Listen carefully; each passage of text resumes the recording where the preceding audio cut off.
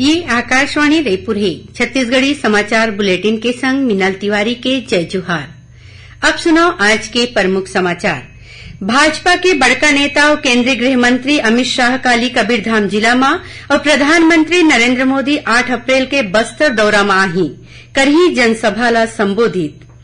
राजधानी रायपुर के गुड़िहारी के रामनगर क्षेत्र में बिजली विभाग के सब डिवीजन परिसर में आज भीषण आग लग गई।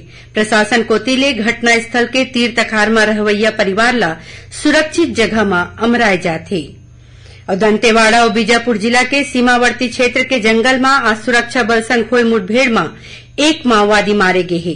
उन्हें सुकमा जिला में 8 लाख रुपया के इनामी माओवादी दंपति है पुलिस अधीक्षक के आगू करीन आत्मसमर्पण।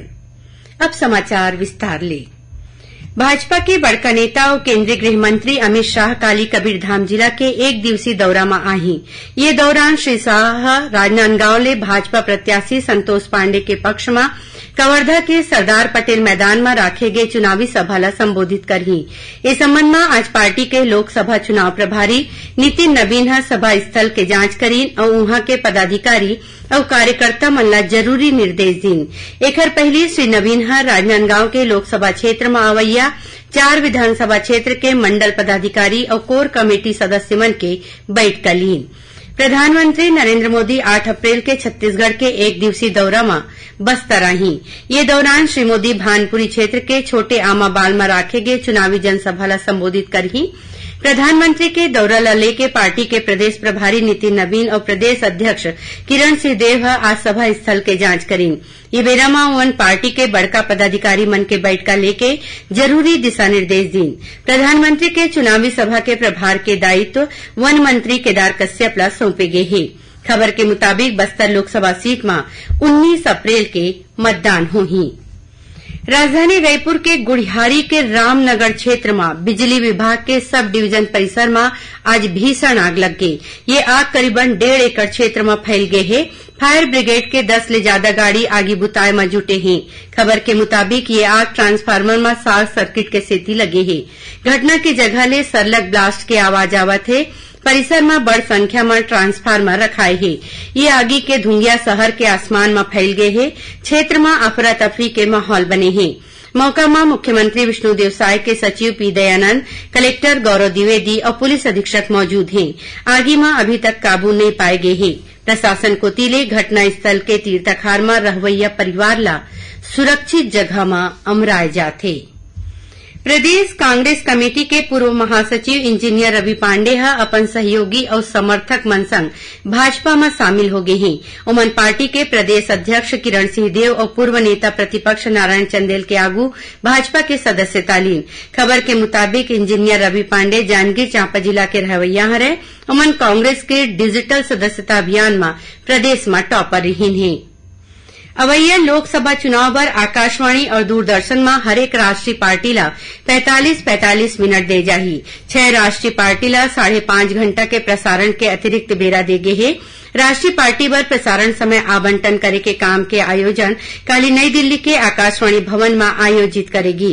ये प्रसारण ये महीना के 16 और 23 तारीख के और अवैया महीना में 3, 10, 17, 22 और 29 तारीख के करे जाही।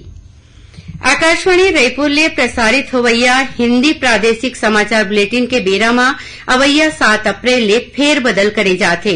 7 अप्रैल ले ये प्रादेशिक समाचार बुलेटिन संझा 7:05 के जगह में संझा 6:45 में सुने जा सकी। अवैया मन ला बता दन कि प्रादेशिक समाचार एकांश डहर ले समसामयिक विषय में आधारित साप्ताहिक कार्यक्रम बातों बातों में ये बखत वन क्षेत्रों में आगजनी के कारण और उसकी रोकथाम में मुख्य वन संरक्षक सतर्कता वीपी सिंह ले गे भेंट वार्ता प्रसारित करे जाही। एकर प्रसारण आकाशवाणी केंद्र रायपुर डहर ले काली 6 अप्रैल के बिहिनिया 10:30 बजे ले करे जाही। एला छत्तीसगढ़ के जम्मू आकाशवाणी केंद्र एक संग्रह रिले करही। छत्तीसगढ़ी समाचार बुलेटिन आप मन आकाशवाणी रायपुर ले सुना था। अब आगू बढ़बो बाँचे समाचार कोती। दंतेवाड़ा और बीजापुर जिला के सीमावर्ती क्षेत्र के जंगल में आज सुरक्षा बल संग हुई मुठभेड़ में एक माओवादी मारे गए हैं। उन्हें जवान मन है ये मुठभेड़ में कई आने माओवादी के घायल होए के दावा करे हैं। खबर के मुताबिक किरंदुल थाना क्षेत्र ले आज बिहिनिया डीआरजी बस्तर फाइटर्स और सीआरपीएफ के संयुक्त टीम तलाशी अभियान में निकले रही। ये दौरान पुरंगेल, बड़ेपल्ली, दोड़ी टुमनार और गमपुर के जंगल में माओवादी मन सुरक्षा बल पर फायरिंग शुरू कर दी। जवान मन कोती ले जवाबी कार्रवाई करेगीस। ये दौरान एक माओवादी मारेगीस।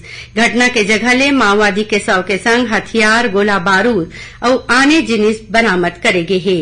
ओती सुकमा जिला में आज एक माओवादी दंपति पुलिस अधीक्षक किरण चौहान के आगू आत्मसमर्पण कर दीन। एमा एक माओवादी मनु पर 8 लाख रुपया के इनाम घोषित रहीस। आत्मसमर्पित माओवादी दंपति मनु पर जिला के कतकोन बड़े माओवादी घटना में शामिल रहे के आरोप हवै। एती मोहला मानपुर अंबागढ़ चौकी जिला में सीतागांव थाना क्षेत्र के गांव पीटे मेटा में माओवादी मन पाछू रथिया गांव के एक मनखे की हत्या कर दी है। संगे संग गांव में लगे टावर में घलो आगी लगा दी। एंटी करप्शन ब्यूरो एसीबी के टीम काली खैरागढ़, छुईखदान, गंडई जिला के लोक स्वास्थ्य यांत्रिकी विभाग के अनुविभागीय अधिकारी राजेश मड़ावेला 1.5 लाख रुपया के रिश्वत ले रंगे हाथ गिरफ्तार करे है। अनुविभागीय अधिकारी ठेकेदार प्रवीण कुमार तिवारी ले बिल भुगतान के नाव में 1.5 लाख रुपया के मांग करे रहीस। ठेकेदार एखर शिकायत एसीबी ले करीस। एसीबी एखर बर 11 सदस्य के टीम बनाकर सहायक अभियंता ला उखर कार्यालय में ही रिश्वत ले पकड़ीस। ओती सूरजपुर जिला में रामानुजनगर विकासखंड के तेलईमुड़ा के पटवारी रामगोपाल साहू ला एसीबी के टीम सूरजपुर स्टेट बैंक परिसर में 3,000 रुपया के रिश्वत ले गिरफ्तार करी है। पटवारी नामांतरण के नाव में गोविंदपुर निवासी सुनील सिंह ले 5,000 रुपया के मांग करे रहीस। लोकसभा चुनाव में मतदाता मन ला जागरूक करे बर प्रदेश में स्वीप कार्यक्रम चलाए जाथे। काली राजधानी रायपुर के शासकीय विज्ञान महाविद्यालय में जागरूकता रैली निकाले गिस और रंगोली प्रतियोगिता हुईस। ये बेरा में छात्र छात्रा मन लोगन ला 100% मतदान करे बर प्रेरित करीन। उन्हें कलेक्टर और जिला निर्वाचन अधिकारी डॉक्टर गौरव सिंह रायपुर के बाल गोपाल अस्पताल के कर्मचारी मन ला मतदान की शपथ देवईन। ये दौरान छत्तीसगढ़ी गीत, लोकतंत्र के ताकत बर अपन वोट ला पहचान, साथ मिलके जम्मो जन करबो मतदान ले मतदाता मन ला जागरूक करेगीस। एती गोबरा नवापारा के महानदी, पैरी और सोंढू नंदिया के त्रिवेणी संगम में दीपदान के संग स्वीप कार्यक्रम राखेगीस। कार्यक्रम में अभनपुर के अनुविभागीय अधिकारी वहां मौजूद लोगन ला वोट डारे के महत्ता बतात मतदान करे के शपथ देवईन।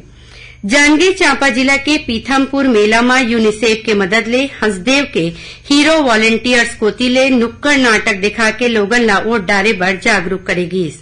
जिला निर्वाचन अधिकारी और कलेक्टर आकाश छिकारा के निर्देश में कोसा कांसा कंचन वोट करेगा जन जन थीम ले लोगन ला मतदान बर जागरूक करे जाथे। उन्हें यहाँ सेल्फी जोन घलो बनाए गए है। इसने गोरेला पेंड्रा मरवाही जिला में 100% मतदान बर स्वीप कार्यक्रम चलाए जाथे। दक्षिण पूर्व मध्य रेलवे चैत नवरात्रि पर्व में मां बमलेश्वरी के दर्शन बर अवैया श्रद्धालु मन के भीड़ ला देखकर डोंगरगढ़ में कुछ एक एक्सप्रेस ट्रेन के अस्थायी ठहराव दे है।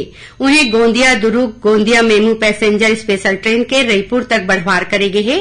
संगे संग 8 ले 17 अप्रैल तक Raipur Dongargarh MEMU passenger special और Gondia Dongargarh MEMU passenger special ला फेर ले चलाए जाही। उन्हें बिलासपुर भगत के कोठी, बिलासपुर बीकानेर, बिलासपुर चेन्नई, बिलासपुर पुणे और रायपुर सिकंदराबाद ट्रेन घलो डोंगरगढ़ में रुकी।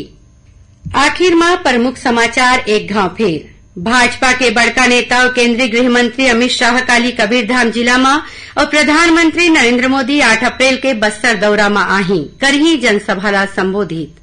राजधानी रायपुर के गुड़ियारी के रामनगर क्षेत्र में बिजली विभाग के सब डिवीजन परिसर में आज भीषण आग लग गई। प्रशासन कोती ले घटना स्थल के तीर्थखार में रहवैया परिवार ला सुरक्षित जगह में अमराए जाथे। और दंतेवाड़ा बीजापुर जिला के सीमावर्ती क्षेत्र के जंगल में आज सुरक्षा बल संग हुई मुठभेड़ में एक माओवादी मारे गए है। उन्हें सुकमा जिला में 8 लाख रुपया के इनामी माओवादी दंपति पुलिस अधीक्षक के आगू करीन आत्मसमर्पण। एकरे संग छत्तीसगढ़ी समाचार बुलेटिन इहीं सिरावत है। जय जोहार।